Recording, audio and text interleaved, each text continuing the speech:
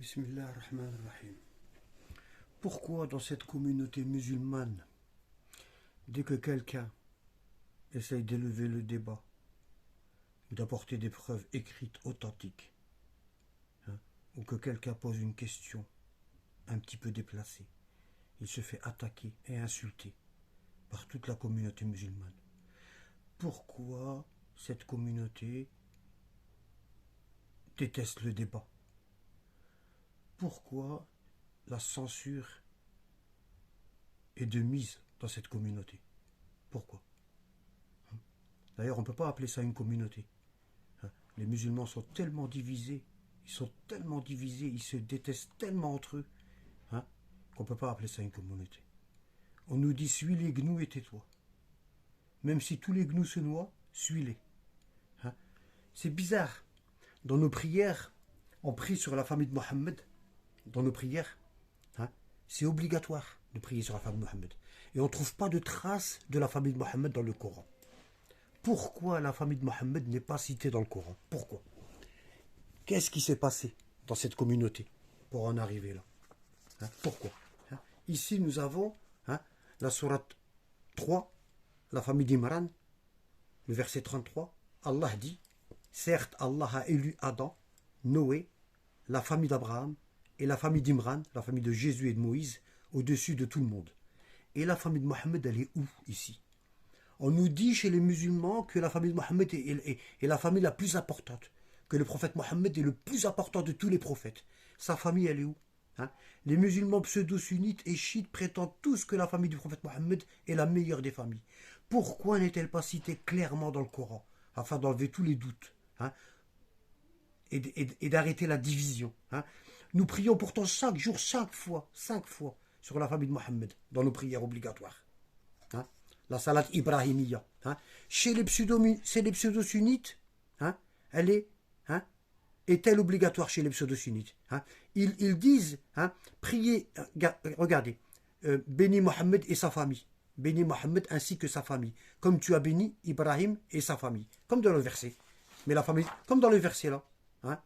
Comme dans le verset, la famille d'Ibrahim, d'Abraham, mais il n'y a pas Mohammed dans le verset. Voilà. Dans l'univers, regardez. Au-dessus de tous les mondes, dans l'univers.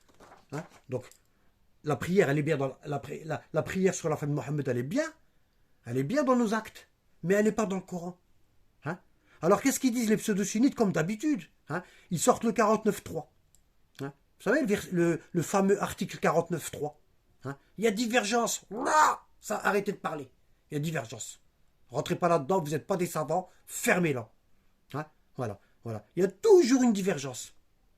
Voilà. Il y en a qui disent c'est pas un prier obligatoire, d'autres ils disent c'est un acte recommandé sunna. Ils s'appellent sunnites. Et ils disent c'est un acte recommandé sunna. Ça veut dire on n'est pas obligé d'être sunnite. Sunnite, ça veut dire suivre le prophète Mohammed, suivre la tradition de Mohammed. Et là on nous dit que c'est pas obligatoire, c'est sunnite. Ça veut dire on le fait si on veut. Pourquoi vous vous appelez sunnite? Pourquoi? Regardez la suite. Chez les chiites, dans la prière, c'est une obligation dans les prières. Dans ces prières quotidiennes, de saluer le prophète Mohammed et sa famille. C'est obligatoire.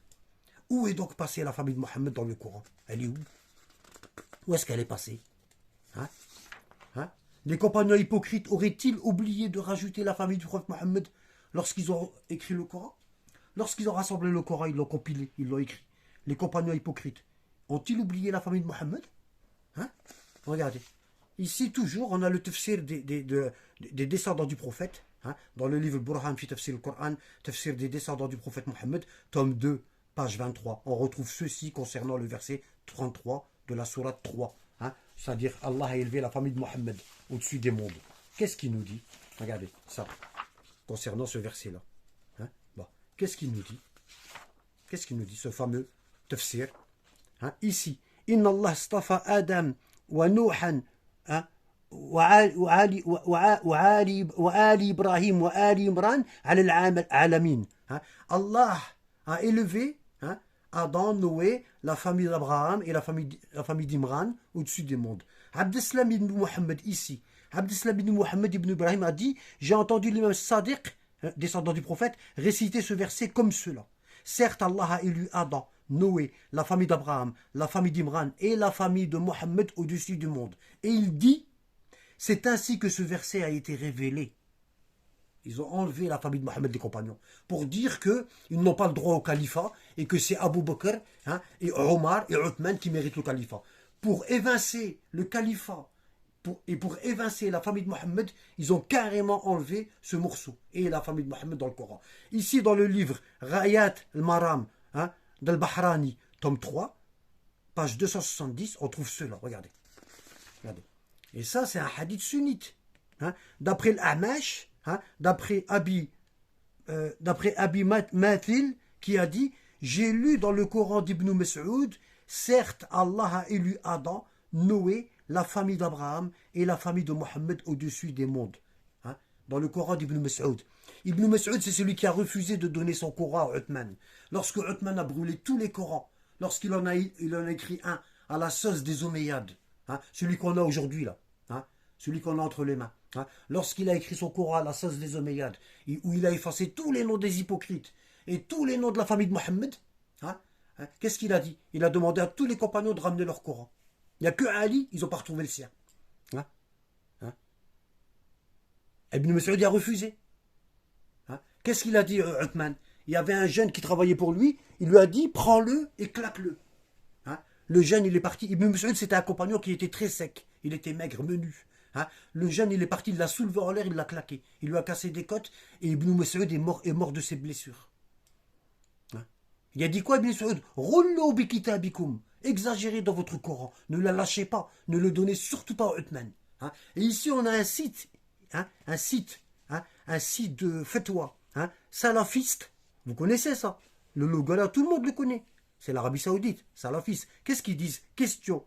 Que pensez de la version du Coran d'Ibn Mas'ud? La version du Coran d'Ibn Mas'ud. Comment les musulmans voient-ils le Coran d'Ibn Mas'ud? Qu'Allah soit satisfait de lui. Ah ouais, satisfait de lui. Et on le tue. Car on dit qu'il ne comporte pas la sourate al-Fatiha. Est-ce vrai? Et qu'en est-il de la récitation d'Ubay? C'est pas. Il y a la Fatiha dans le Coran d'Ibn Mas'ud. C'est pour. Ils disent qu'Allah soit satisfait de lui et ils disent qu'il n'y a pas la Fatiha. Il l'a effacé. Vraiment. Alors, pourquoi on lève pas? Pourquoi on pose pas tout sur la table? Tant qu'on ne nettoiera pas l'islam de tout ce qui a été falsifié, tant qu'on ne s'assiera pas tous, et on nettoie tout ce qui a été falsifié, tant que les grands savants ne font pas ça, chiites, sunnites, soufis, tout ce que vous voulez, tant qu'ils ne se rassembleront pas, et ils posent tout sur la table, avec toute honnêteté, en toute honnêteté, et ils nettoient l'islam, là cette communauté restera divisée et ennemie les uns des autres.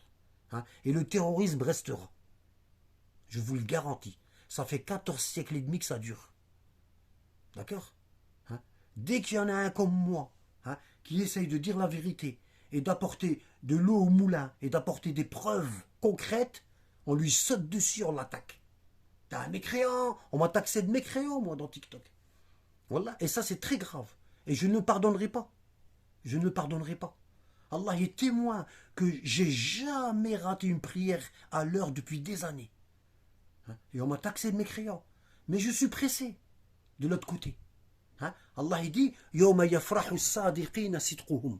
Le jour où les véridiques seront heureux d'avoir dit la vérité sur terre. Le jugement dernier, ils diront quoi les véridiques? Je ne vous l'avais pas dit. Vous ne m'avez pas écouté. Je vous l'avais dit. Pourquoi vous n'avez pas lu? Allah il dit Ikra. Dans la genèse de la Torah et de l'évangile, c'est écrit au commencement il n'y avait rien et Dieu créa ceci et Dieu créa cela. Et nous, notre Coran, il commence par quoi? Lis. Ça ne s'adresse pas au prophète Mohammed. On appelle ça une parabole. Ça s'adresse indirectement à nous, en passant par le prophète. Ce qu'on appelle Yaki A'ni wa Sma'i Ya Jara. Merci. Barakallahu fikum.